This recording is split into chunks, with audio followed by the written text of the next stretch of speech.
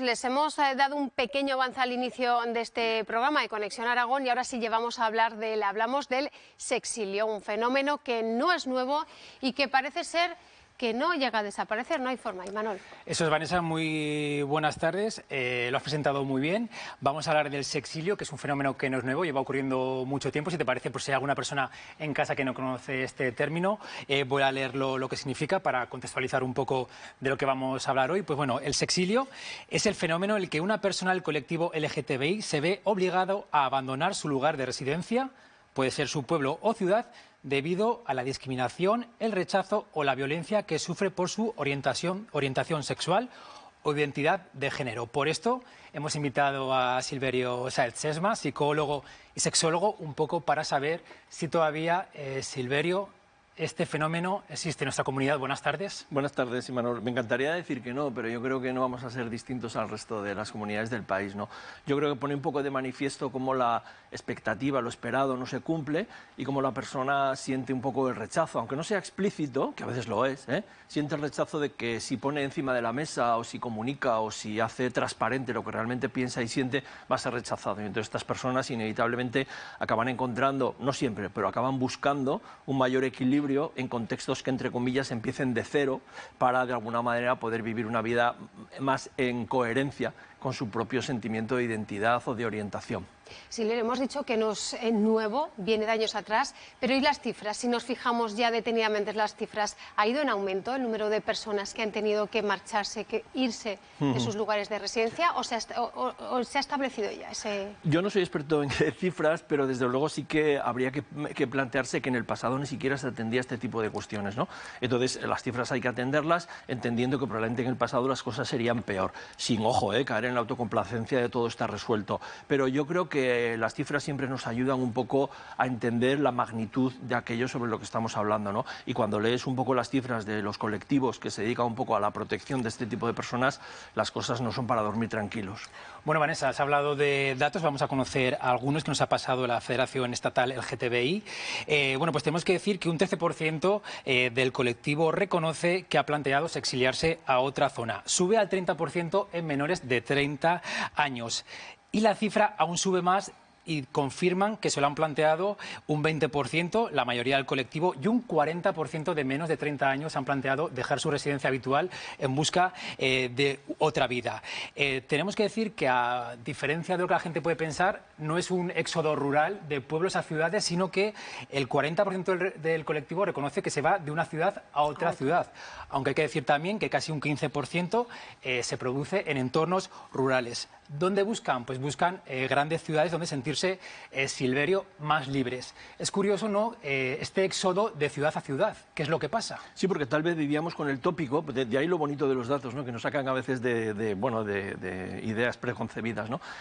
A lo mejor creíamos que la gente que no encajaba en lo cis o en lo hetero acababa saliendo del pueblo y en la ciudad no tenían ese problema, y lo que nos están diciendo las cifras es que si tu entorno inmediato, ¿vale?, no es de alguna manera acogedor y no es de alguna manera permeable y entiende como normalizado lo que está siendo tu identidad y tu orientación, da igual que estés en ámbito urbano o que estés en ámbito rural, la gente se va a ir. Se va a ir porque está percibiendo de una manera clara el rechazo, y entonces se nos irá a una gran ciudad en la que probablemente pasar desapercibido vaya a ser más sencillo, o donde ya existan de alguna manera colectivos, ámbitos en los que esto ya esté mucho más aceptado y la integración vaya a ser mucho más sencilla.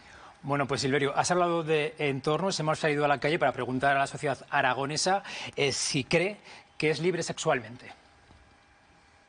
Hay un poco de todo, yo creo, o sea, siempre ha habido diversidad en todos lados. Se acoge más a la gente homosexual y como que no se le discrimina tanto como hace unos años. Hablamos del 2000, se veía de otra manera, pero estamos en el 2025, se ve o sea, yo lo veo de otra manera, ya no es lo mismo, Está normalizado todo ya, porque hoy en la sociedad me parece que todo cabe, aunque nosotras personalmente hay cosas que no las vemos bien. Sí, yo creo que hay bastante respeto por bastantes partes. Tanta libertad que hay, no me parece bien.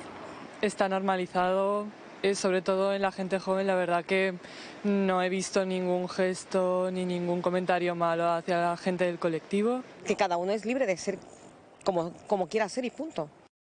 Bueno, pues La sociedad aragonesa ve bastante normalidad. Vamos a conocer ahora las causas de este sexilio. Bueno, pues la principal es la falta de entornos seguros. Muchos porque tienen miedo a la violencia y discursos de odio, otros por la necesidad de vivir sin ocultarse y también la búsqueda de acceder a redes de apoyo. Silverio, hablas de entornos, ¿te refieres a la familia más directa, a los colegios? Aquí habría que nombrar el acoso escolar, los barrios. Sí, por mucho que seas de una gran ciudad, tu entorno es relativamente limitado. Hay 100, 150 personas que forman parte de lo que es tu vida, ¿no?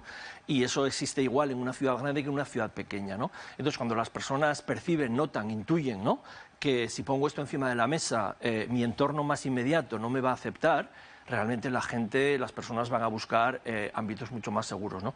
Y fíjate, de ahí lo importante que yo creo que es visibilizar la diversidad, porque si cada chico o cada chica, independientemente de su identidad o su orientación, viviera una realidad en la que lo que a mí me sucede se muestra, existe, ¿vale?, se generaría mucha menos dificultad. Pero estos chicos y chicas se encuentran un poco evolucionando, creciendo en un entorno donde su realidad no existe. Entonces, claro, si hay un vínculo afectivo potente, uno puede atreverse a, bueno, lo que yo estoy pensando y sintiendo no parece lo habitual, pero estoy convencido de que el entorno que me rodea me va a acoger. Pero siempre está esa duda. Sería infinitamente más sencillo que estas personas hubieran podido contrastar esto que a mí me pasa, lo veo, y entonces, si yo lo veo, mi entorno también lo ve, y ahí facilitaríamos mucho esa integración.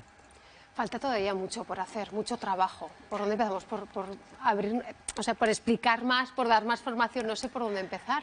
Fíjate, Porque... en la entrevista salía como los jóvenes han cambiado, eso es una maravilla, ¿eh? A pesar de que podemos ver algunos indicios de masculinidad tóxica en algunos chicos, en general, ¿vale?, no vamos a ser derrotistas, hay una mayor permeabilidad a aceptar esa diversidad. Pero fíjate, yo creo que tenemos que sacar esto del ámbito ideológico. No se trata de, vamos a decirlo así, ser paternalista y cuidar a las minorías, sino entender que cuando no ejemplificamos la diversidad, estamos dificultando la salud mental de las personas. Mira, una cosa muy simple, todos somos personas y tenemos diferente personalidad, ¿vale? Plantear un modelo de personalidad único sería una barbaridad. Entonces, todos desde nuestro sentido común entendemos que un niño o una niña vea que se puede ser tímido, extrovertido, sociable, recatado, callado, es totalmente normal y cada quien tiene que gestionar su personalidad para ser feliz. Claro, la cuestión es, ¿nuestros chicos y chicas están viendo esa diversidad en el ámbito de la sexualidad? Claro, si la vieran, estaríamos generando un elemento de equilibrio. Por esto no va de carca y no va de progre. Estamos ofreciendo a nuestros chicos y chicas elementos que faciliten su equilibrio y su bienestar. Si no lo estamos haciendo, estamos desatendiendo lo que tiene que ser el cuidado que las instituciones y las familias tienen que hacer. Y yo lo sacaría de lo ideológico, es decir, es una obligación el que la visibilidad de la diversidad esté presente. Bueno, y seguramente Silverio tiene que estar presente en los colegios. Hemos visitado uno en Zaragoza, el Ramón y Cajal, un instituto donde dan talleres de la diversidad sexual. Esto nos ha dicho el profesor. Miguel se recorre decenas de colegios e institutos de toda España para dar charlas sobre la diversidad sexual. Entre sus objetivos, evitar esto. Que el 47% de la población del colectivo ha pensado alguna vez en suicidarse y el 17% incluso lo ha llegado a intentar. Por lo tanto, sí que es necesario fomentar ese respeto y esa inclusión para que las personas no se sienten discriminadas y no piensen en cosas como hacerse daño a uno mismo. Hace unas semanas estuvo en el Instituto Ramón y Cajal de Zaragoza. Así percibió a los alumnos de este centro. Pues creo que está un poco polarizado en toda la juventud. Hay gente que muy bien, que domina y entiende con términos muy técnicos la diversidad, y hay una vertiente que se cree todos los mitos de las redes sociales y tiene comentarios bastante chungos, desagradables o de odio incluso. Su tema estrella de estas charlas, poca sorpresa, las redes sociales y sus bulos sobre el colectivo. Desde la homosexualidad es algo antinatural, ¿qué pasa si un día me levanto y soy un árbol? Comentarios que no tienen nada que ver con la realidad, pero que se transmiten una y otra vez y terminan creyéndoselo mucho. Entonces desmontamos desde esos comentarios. A pesar de que en los colegios cada vez se realizan más este tipo de talleres, en muchos de ellos siguen surgiendo polémicas. Pero muchas veces no se ven capacitados para tratar estos temas, o muchas veces tienen el miedo de que las familias se le echen encima. Por eso es más fácil contar con un profesional que venga, hace esa parte y se curan también un poco en salud, como diciendo no hemos sido el instituto, sino que ha sido este profesional el que lo ha dicho. Pero evidentemente una hora en un año escolar no soluciona nada, debería ser algo mucho más transversal. Hablamos con 2 alumnas de este centro. Nos comentan que la burla al colectivo sigue estando muy presente. Por eso ven muy importantes este tipo de clases. Dice, nada, pues el último que llegue es gay. Todo esto es algo que lo veo muy mal para la gente de la comunidad. Se sienta mal por lo que le están diciendo, sino porque lo están diciendo de otra manera que es para hacerlo sentir mal, ¿me entiendes? El respeto a todas realidades, un examen a superar en muchos centros escolares de Aragón. Bueno, Silverio, pues estamos hablando de realidades. La realidad de los jóvenes es que las redes sociales es su pan de cada día. Una vez más tenemos que hablar, Vanessa, de que es un problema en esta juventud y en este tema concretamente. Sí, porque es su lugar de comunicación. Nosotros los boomers tendemos a diferenciar mundo real y mundo digital, y es mundo real para ellos, ¿no? Ahí es donde se comunican, y evidentemente no están bajo el control, que a veces es positivo, del mundo adulto, que ejerce cierta regulación o atenúa expresiones, vamos a decirlo así, más negativas, más homófobas, más transfobas, y en ese sentido la polarización de la que hablaba Miguel está a la orden del día, ¿no? Porque son a veces chicos y chicas jóvenes que se dejan llevar por la impulsividad, y esa impulsividad no siempre es de alguna manera una ayuda para empatizar con la realidad de los chicos y de las chicas, estas edades. Veamos esas charlas, esas explicaciones que da Miguel. ¿A qué edad se debería empezar? Porque a veces piensas, no, adolescentes vamos tarde. Claro, fíjate, pues yo comentaba antes el sacar esto de lo ideológico y llevarlo a la ciencia, porque cuando uno entiende qué está pasando en los procesos evolutivos de la persona, desatender lo que ahí sucede es una falta de responsabilidad. ¿Y qué conocemos con bastante solidez científica? Que la toma de conciencia de la identidad está en torno a los 5, 6, 7 años, con lo cual muchos procesos de personas trans van a empezar ahí. ¿Y cuándo toma conciencia uno de su orientación? Hay multitud de estudios, es verdad, pero hay bastante unidad en valorar de 10 a 13 años como una edad de cierta toma de conciencia, de 13, 14, 15, lo que se llama autoetiquetado, y luego lo que los americanos llaman el coming out, el salir del armario o el hablar. Entonces, fíjate, estamos hablando de 10, 13, y ahí estamos en primaria, estamos en cuarto, quinto de primaria. Entonces, claro, si yo hablo de diversidad, pero hablo en el momento oportuno, mi eficiencia educativa será mucho mayor. Entonces, imaginemos que hablamos de la regla a las chicas de segundo de bachillerato. Nos dirán, ¿qué hace usted aquí? Llega 10 años tarde, como mínimo, ¿no? Entonces, la idea es, no hacer educación sexual es una falta de responsabilidad hacia el equilibrio de nuestros chicos y de nuestras chicas. Y repito, no se trata tanto de defender a las minorías porque somos paternalistas y buena gente. No, no. Lo que estamos haciendo es, dado que sabemos que esto sucede en este rango de edad, lo tendremos que atender. Y si no lo atendemos, nos atendremos a las consecuencias. Entonces, los chicos y chicas buscarán información allá donde puedan y se amueblarán como puedan si no les echamos una mano en este proceso evolutivo. Bueno, pues vamos a continuar conociendo más datos sobre el sexilio, en este caso las consecuencias. Bueno, pues tenemos que decir que a pesar de que se produce este sexilio en busca de una vida mejor, esto no es garantía. O sea, irte a otro lugar de residencia no es garantía de una vida mejor. El 17% de la gente que se exilia reconoce que ha vivido en la calle. El 22% ha vivido en residencias en mal estado. Un 10%, a pesar de exiliarse, confirma que tiene miedo constante. Y un 9% tiene o continúa teniendo depresión. O sea, el sexilio no acaba tampoco, Silverio, siendo la solución verdadera, ¿no? Para nada, porque al fin y al cabo, fíjate, Imanol, no es lo mismo salir de tu ámbito porque vas a progresar, cambio de trabajo, voy a estudiar, tengo un aliciente vital, ¿no? Pero, es decir, hay una incertidumbre y puedes de alguna manera pasar una fase de, vamos a decirlo así, adaptación, que no siempre es la mejor, pero estás en positivo, estás como viviendo, pues voy a crecer, ¿no? Mientras que estas personas que de alguna manera padecen el sexilio están huyendo de algo que consideran negativo, que no va a ser aceptado en su entorno, que no les queda más remedio que. Entonces, claro, muchas veces tienen que llegar a situaciones de, bueno, de vivir o donde se pueda, como se pueda, y no estamos en una situación igual que el que mueve de su ciudad o el que mueve de su entorno porque va a prosperar. Entonces, la situación es muy diferente. Son muchos los artistas que siempre han apoyado los derechos del colectivo LGTBIQ+. Una de ellas es La Prohibida, cantante, artista y también activista. Toda una referente del colectivo, y tenemos el placer de que esta tarde esté con nosotros. Ahora mismo la vemos ya en directo. Muy buenas tardes. Nos atiende concretamente desde México. Hola, buenas tardes, Aragón. ¿Qué tal? Saludos desde el calorcito. Muchísimas gracias, como decimos, lo primero, por atendernos. Prohibida, como activista en defensa del colectivo, ¿cómo ves la situación actual? Mira, estaba escuchando los testimonios de lo que habéis entrevistado y estaba de acuerdo con las dos partes. Es verdad que se han conseguido muchos avances, pero todavía queda trabajo por hacer. Todavía quedan casos concretos, en algunos lugares son más, en otros son menos, pero todavía existen. Desgraciadamente es así, a pesar de que hay que decir de que hay mucha información, mucha más que antes, mucho más referentes, pero todavía queda mucho por hacer.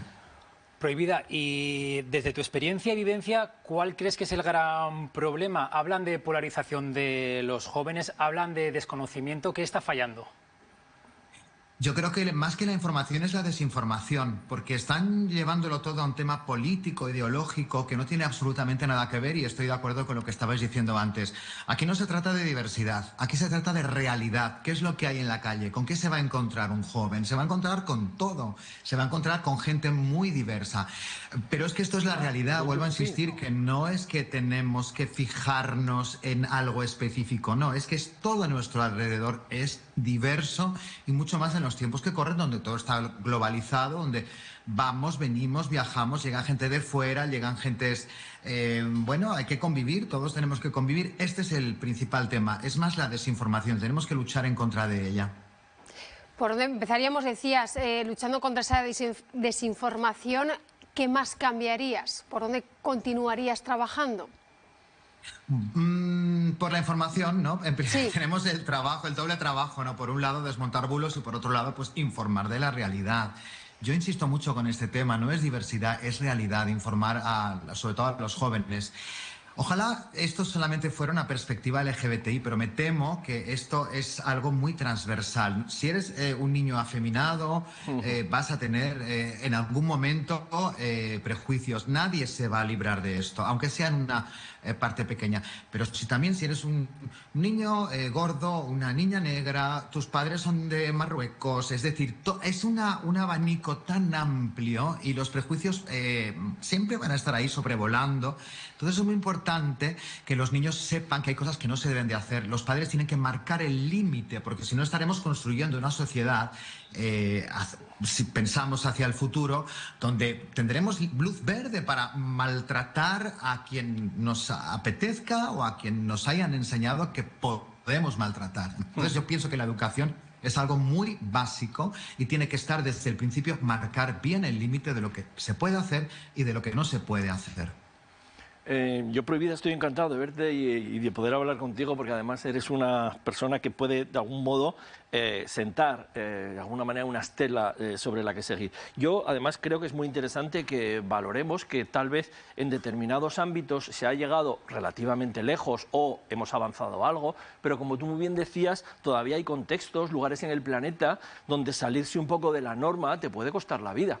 Entonces yo creo que el visibilizar la diversidad, como tú planteabas, no es una cuestión de algún modo que haya que hacer ahora como moda. Yo comentaba antes con Imanol, si una mujer conservadora de hoy hablara de los derechos de la mujer, una mujer de 1970 alucinaría. ¿Por qué? Porque hemos conseguido entender que la diversidad del hecho de ser mujer beneficia mayoritariamente a todas, ¿no? Entonces yo creo que tenemos que ir un poco en la misma línea, entender que ese respeto a la diversidad sexual no es una concesión a las minorías que nos caen bien, sino que es un elemento en el que poco a poco tenemos que seguir trabajando para que las personas lo vean mucho más normalizado. ¿No te parece? Claro, y está bien que hayas hecho el paralelismo entre el feminismo y también todo el espectro LGBTI, y así con todo, podemos seguir con todo, porque esto es todo muy amplio. Todo lo que se sale de lo que hasta ahora hemos considerado lo normativo, pues es propenso a sufrir un prejuicio. Y estamos creando unas infancias y unas adolescencias terribles en algunos casos, y personas pues eso, que se sienten, estoy hablando de jovencitos, de gente de adolescencias, infancias, de los 10 a los 7, a los 13, a los 14, que están pasando en este momento, mientras estamos hablando, por verdaderos infiernos por culpa de los entornos. Y tenemos un caso hace muy poco de una chica que desgraciadamente, pues bueno, acabó de la peor forma. Y tenemos muchos casos de personas que han decidido pues ponerle fin a su vida por esto muy concreto. Y aquí me temo que todo el mundo es responsable. Cualquiera que no marque un límite es responsable. Cualquiera que no marque un límite al odio, al prejuicio, es responsable de estas consecuencias. Y así me gustaría que esto fuera algo muy transversal, no solamente con digamos, el tema LGBTI, sino también con todos los temas relacionados con xenofobia, racismo, religión, etcétera. Esto es mucho más grande de lo que estamos hablando ahora. Prohibida, gracias por atendernos y gracias por alzar la voz. Un abrazo a México. Un abrazo a Aragón y nos vemos muy pronto. Buen trabajo. Chao. Bueno, pues yo creo que, Silverio, la prohibida nos ha dejado bien claro. Sí. Ya que te tenemos, ¿qué mensaje se podría lanzar si alguna persona escuchándonos le hemos ayudado en algo? ¿Qué mensaje se puede lanzar si tiene algún problema, tiene miedo? Hombre, desde luego ya los colectivos ya tienen de alguna manera sus agrupaciones, sus teléfonos de apoyo. El Instituto Aragonés de la Juventud tiene también servicios de asesoramiento. Afortunadamente ya en el ámbito, vamos a decir, occidental, del primer mundo en el que nosotros estamos, yo creo que ya tenemos ciertas atenciones, pero sobre todo yo creo que muchas veces tenemos que ayudar también a las familias. Muchas veces las familias tienen miedo y no tanto por rechazo, sino por qué le va a pasar a mi hijo o a mi hija, qué consecuencias negativas va a tener, le va a hacer sufrir. Y entonces hay una primera fase en que las familias les tenemos que echar una mano para que se den cuenta que más allá de ese primer miedo, la aceptación es lo más importante para facilitar el equilibrio de ese hijo o de esa hija, ¿no? Salir un poco, entender un poco esa primera ansiedad de salir de mi zona de confort, pero comprender que si no me pongo al lado de mi hijo sobre una realidad que se va a sostener a lo largo de la vida, flaco favor le estaré haciendo. Y por supuesto está también el apoyo de especialistas como vosotros. Faltaría más. Muchísimas gracias, Silverio, Vanessa, por venir hasta aquí, hasta este plató. Gracias también a ti, Manu.